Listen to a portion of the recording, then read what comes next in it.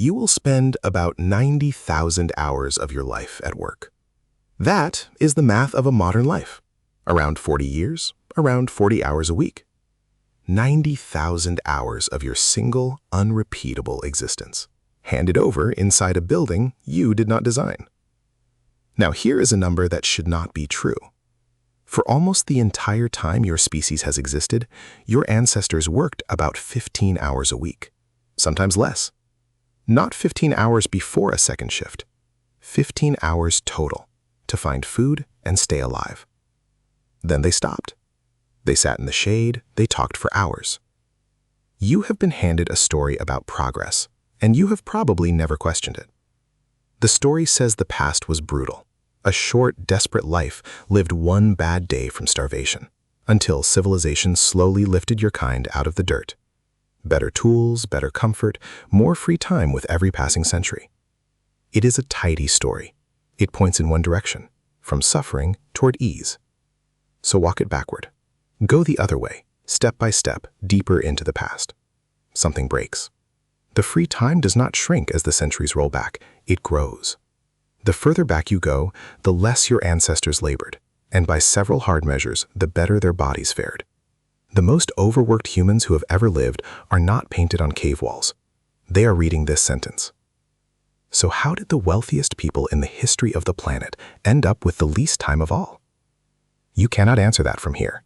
You have to climb back down the ladder, one rung, one era at a time. Start in your own week.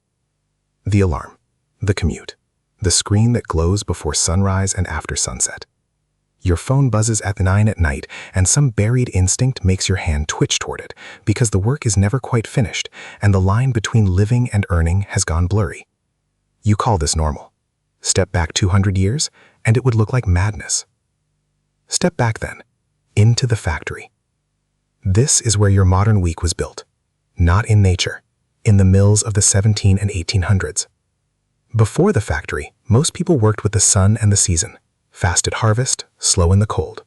The machine ended that. The machine did not sleep, so neither could the people feeding it.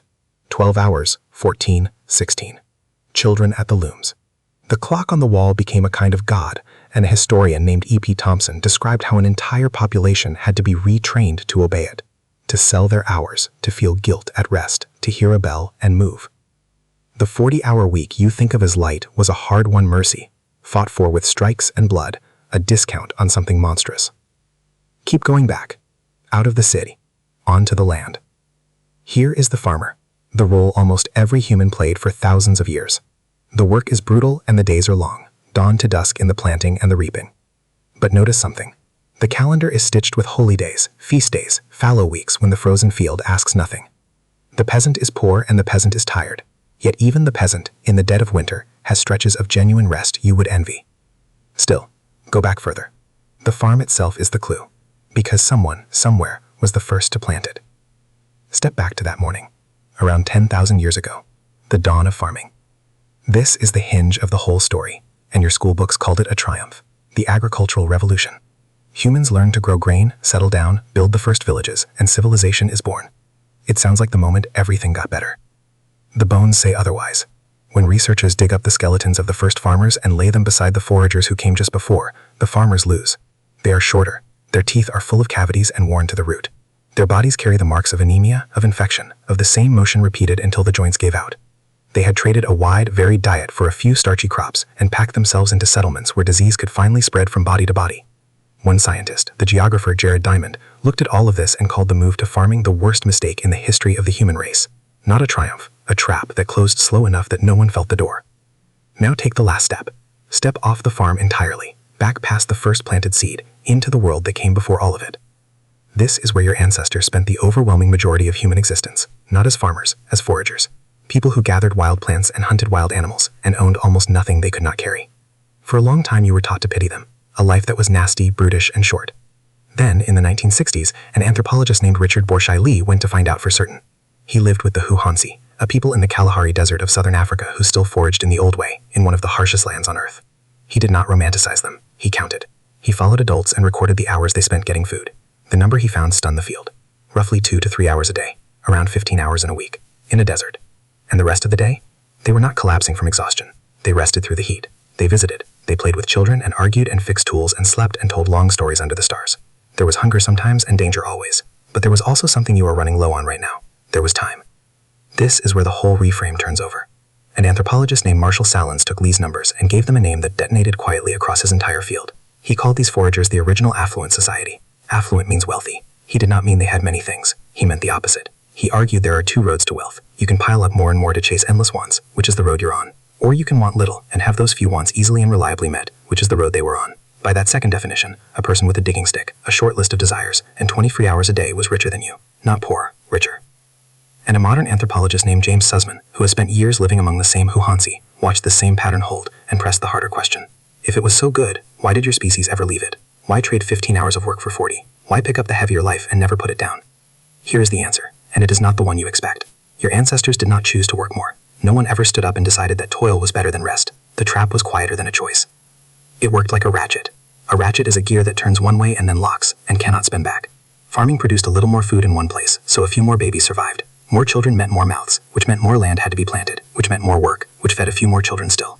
Each turn of the wheel made going back a little more impossible. A forager can walk away from a bad patch of land. A village of 500 people standing in a field of half-grown wheat cannot walk anywhere. They are married to the crop. They have to stay, weed, and guard it, and pray for rain, and labor, and then hand that same bargain down to children who never agreed to it. The surplus did not set your ancestors free. It owned them. And once there was surplus, there was something brand new in the world. Something that could be stored, counted, hoarded. A person could now hold far more than the person beside him. And so for the first time, there were the few who owned the grain, and the many who worked for it. The wanting you feel, the need for more, the sense that enough is always one step ahead of you, was not the cause of all this. It was the cargo it carried in. The stuff came first. The hunger for stuff came after. That is the thing the tidy story leaves out.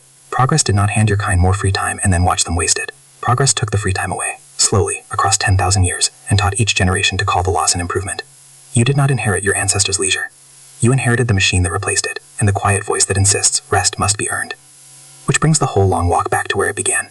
Back to you. Back to 9 at night, and the buzz, and the twitch of your hand toward the glow. So sit with one question before you answer the next message. If you could trade it, your salary and your gadgets and your endless options, for your ancestors' deal of 15 working hours and a desert full of time, would you take it? Notice how hard that question actually is. That difficulty is the ratchet, still turning quietly inside you. You will not walk into the Kalahari. That door is closed, and it closed a long time ago. But the next time you finish one task and feel that itch to immediately start the next time you catch yourself apologizing for an afternoon of doing nothing, you will recognize it for what it is. Not laziness. Not failure. It is the oldest, best rested part of you. 15-hour weeks and 10,000 generations deep. Leaning against the gears, reminding you that for almost all of human history, the evening belonged to you.